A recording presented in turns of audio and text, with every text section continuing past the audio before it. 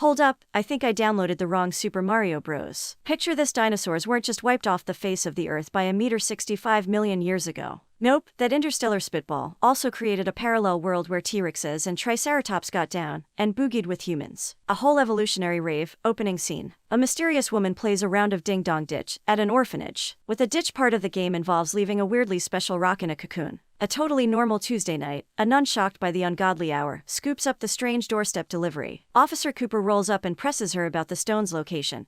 But Our Lady in question makes like a sewer rat and dives down a culvert, met by another chap who also wants to play 20 questions about the stone. She's stuck between a cop and a hard place. Cut to the cocoon back at the orphanage, which turns out to be a kinder surprise. But instead of a toy, there's a baby girl. Nice track. Fast forward 20 years and cue the Mario Bros. Two Brooklyn plumbers with more pipe dreams than actual pipe jobs. Their wallets are leaner than a vegan diet, so when Mario sniffs out some potential work, they're on it like white on rice. But guess what? Their rival, Scapelli, has already poached the gig. To make matters worse, a bunch of university students are playing Jurassic Park with the site. Unearthing dinosaur bones left, right, and center, Scapelli CEO swoops in, warning the project leader Daisy about a spate of vanishing Brooklyn girls. Because there's nothing like adding getting kidnapped to your project management woes. The scene then flips this Capelli's two hench dudes, who couldn't catch a cold, let alone Daisy, in their attempt to pursue her. Our girl Daisy finds herself at the payphone Luigi's hogging, and boy, he's smitten like a kitten intermittent bars. After Daisy wraps up her call, Luigi, all starry-eyed, offers her a ride back to Dino Dick Central. Mario, being the ultimate wingman, helps him extend a dinner invite.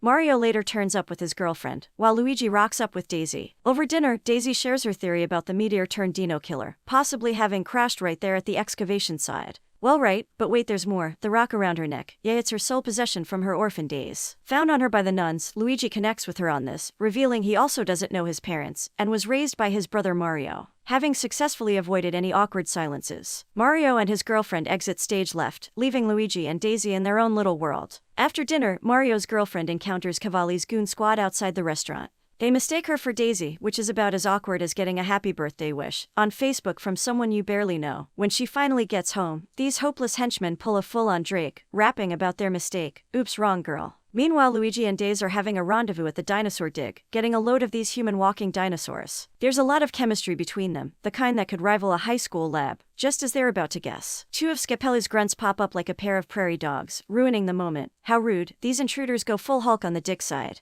bursting pipes and flooding the place. But wait, Mario to the rescue. Her plumber duo jumps into action, bringing all their years of unclogging pipes to save the day. In a weird turn of events, the henchgoons march in, monk Mario and Luigi on the head, and plot twist, kidnap Daisy. Luigi glimpses Daisy's face in a rock, as if she's phoning home from a parallel world. Luigi reaches for her but only stags her necklace, and then with a leap of faith that'd make any action hero proud, Luigi plunges into the portal to save his love. Mario, left twiddling his thumbs, decides to follow suit. They pop up in a strange dimension, which looks like a mix of Mad Max and Pac-Man. They spot the henchmen whisking Daisy away in a taxi, but lose track of from the chaotic streets. Once they stop and take in their surroundings, they realize that they're definitely not in Kansas anymore. Entered the big bad, Koopa, who's itching to merge this wacky planet with Earth, using Daisy's gemstone. His plan: wipe out humanity and take control. Because once a villain without a cliched, world-dominating plan, right? His goons bring Daisy, but surprise, surprise, Luigi nabbed the stone before Daisy's teleportation act. Koopa then issues a citywide alert to hunt down the Mario Bros, promising a reward that would make even Jeff Bezos raise an eyebrow. Lost and clueless in the city, the brothers bump into an old woman who warns them about the dangers of this place. Seeing they're unarmed, she pulls out a futuristic rifle and demands all their cash. But then she notices the necklace on Luigi's neck and snatches it. Plot twist, another woman swoops in and nabs the stone from her. A guy named Toad rocks up, strumming a bluesy tune about the chaotic state of the planet. But even in this weird world, public dissing isn't tolerated, and Toad is arrested for slandering Koopa. Just another day in this alternate universe. Things go from bad to worse, as Luigi and Mario get arrested faster than a cat video goes viral.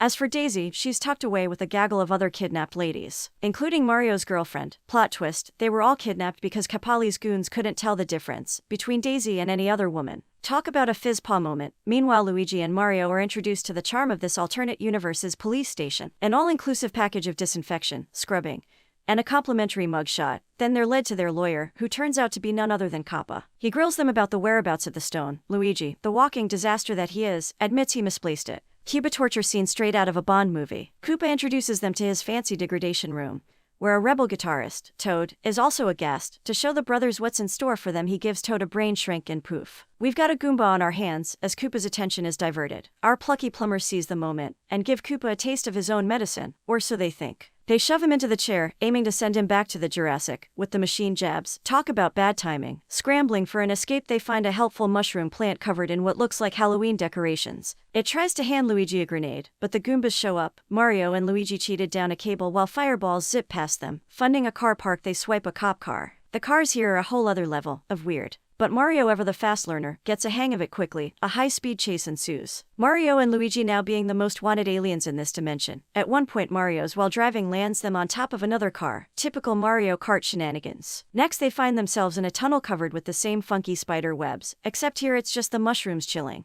The tunnel suddenly ends at a cliff, but no worries, the spider web has them covered. Quite literally, while all this goes down, Coop is enjoying a mud bath, living his best dino life. Discovering that the Mario Bros have come to a halt in the desert, he tells his side chick Lena to bring Daisy to him. Lena sees Daisy and recognizes her as the Queen's daughter. Oh boy, plot twist, Daisy's royalty, innovative impatience. Koopa decides to give his brain-dead henchman an upgrade. Time for a brain growth spurt. Koopa threatens to off his brain-enhanced goons if they don't bring Mario and Luigi to him. It's like a twisted episode of Dino Apprentice. Daisy gets a vintage dress from Lena, and some tragic backstory about her mom fleeing from Koopa to Earth. Meanwhile, Mario and Luigi are stranded in the desert, and probably wishing they'd paid more attention in Boy Scouts. Daisy means co-op and finds out she's not just into dinosaurs, she's technically one of them. Talk about taking a hobby too far. She also learns her dad is alive, but Coop is playing coy with the details. He's just another daddy diner with secrets. Koopa locks Daisy up till they find the gemstone. Meanwhile, Mario and Luigi encountered the now brainy henchman, who managed to steal their car and promptly get it stuck in the mud. Classic, tied up by our heroes, they spill the beans about the stone being a chunk of the dino-annihilating meteor, and how it's the key to merging the two dimensions. It's like a cosmic jigsaw puzzle with Koopa dreaming of being king of the whole picture. Luigi cut a deal with the henchmen, swapping the stone's location for Daisy's. Daisy meanwhile befriends a pet dinosaur named Yoshi, and her luxurious castle prison is like a prehistoric take on a Disney movie. Mario and Luigi turn sanitation workers, swiping a garbage truck to reach Daisy. They also go undercover with new clothes from the goons. Sneaking into a disco to retrieve the stone from the lady in red, Mario attempts to charm the stone out of her, but gets a face full of fist instead.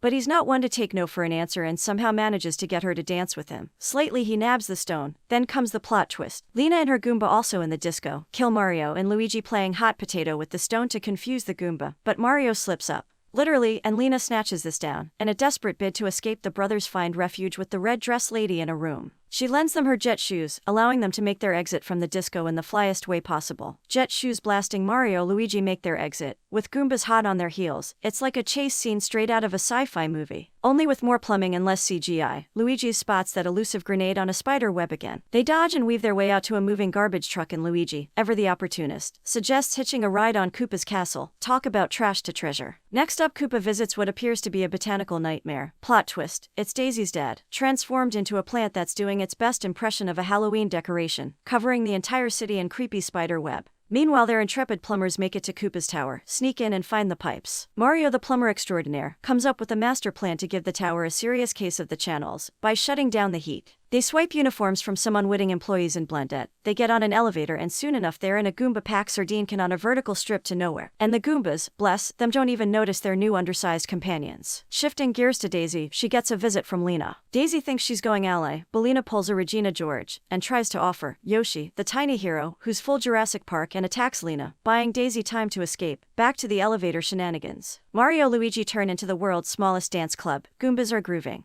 The brothers escape through a vent, and bam, out of there. Daisy then runs into Toad Goomba, who offers her food. But soon Koopa's henchmen try to barbecue him. Daisy, showing her princess prowess, saves him with a handy fire extinguisher. In his surprising twist, the henchmen claimed they've been #Team Daisy all along, and lead her to her mushroom dad. She's probably thinking she should have stuck with the whole normal life on Earth deal by now. Luigi and Mario escape through the air tubes. In an act of faith or desperation, you pick. Luigi jumps into a hole. Mario, terrified, follows suit only to find Luigi floating. Turns out Luigi was just hanging from a metal tube, now defying gravity. While this is happening, Daisy's trying to bond with her fungal father, and Yoshi. She uses a surveillance device, spots for plumber heroes, and guides them towards her via microphone. Mario and Luigi finally made Daisy and her mushroom dad And let's be real, it's not the weirdest thing they've seen today. In Kupalen he learns Lena has the stone and has kick-started the Make Humans Dinosaurs plan. In a fit of reptilian rage, he orders her immediate arrest. And just when you thought this couldn't get any more chaotic, our dynamic duo, Mario and Luigi, finally find Daisy, and she introduces them to her dad, a mushroom. Luigi, in a moment of insight, realizes the mushroom has been their fungus fairy godmother all along,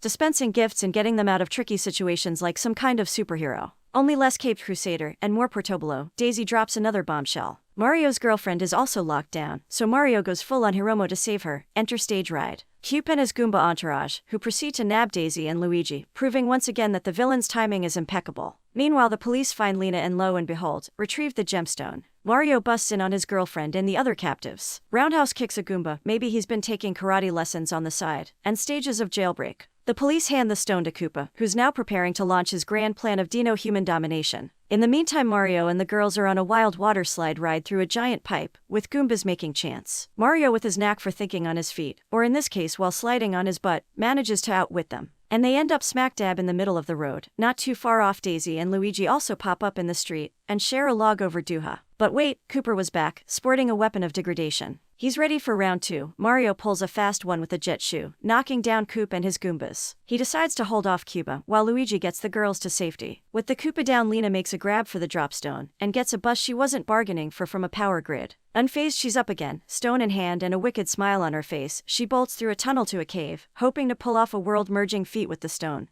Luigi and Daisy and the girls make a dash to stop her. Mario, still duking it out with Koopa, manages to bluff him with a decoy stone. Then he drops a small grenade, found by Luigi the Mushroom Whisperer, into the mushroom-made pipes. Coop initially thinks it's a classic Mario blunder, but it turns out it's a direct mail to him, and the postman is a grenade, making it slow but steady way toward the villain. In the process, Lena does the unthinkable and slots the stone, merging the two worlds, but apparently she's no good at handling pressure. Probably washes the bad guy, and a killer electric shock sends her to the Greg beyond. The stones talk, and Daisy and Luigi pull with all their might, as the worlds blend. Mario and Koopa begin to pixelate like a game on a glitchy console. Next thing they know, they're in an excavation site back on good old Earth. Koopa whips out his world-class degradation weapon, accidentally zapping CEO into monkey mode. He goes for Mario next. But Mario's been holding on to his mushroom dad, which conveniently doubles as a shield. Meanwhile, Luigi and Daisy finally pry the stone loose, and the worlds separate faster than a cat from a bath. Back to the other dimension, Coop and Mario go, while the grenade keeps playing the world's slowest game of tag with Koopa. Koopa commences Goombas to fire at Mario, when Toad hits a beat, and the Goombas start to boogie down. Enraged, Koopa grabs his weapon, starts shooting, but his aim is worse than a stormtrooper's. Seizing the moment, Mario Luigi snatch the weapon, and give Koopa a taste of his own medicine. As Koopa's morphing, the grenade finally says, "Tag, you're it," and blows up. But instead of going kaboom, Cooper turns into a gigantic dinosaur. Just when we thought this was turning into Jurassic Park. Mario Luigi fire again, and turned him into a puddle of green goop. In the meantime, Daisy's dad gets his human mojo back. Our plumbers turned heroes are hailed, but they gotta get back to Brooklyn. Daisy cranks open the portal with the stone, and gives them the bad news, she's staying put. Luigi scores a goodbye smooch and returns to Brooklyn with Mario. Fast forward 3 weeks and Luigi's soaking over lunch with Mario and his girlfriend. Out of nowhere, Daisy bursts in saying she needs their help. In true hero style, the brothers agree without batting an eye. And they're off on yet another wild ride. Moral of the story: I have no idea.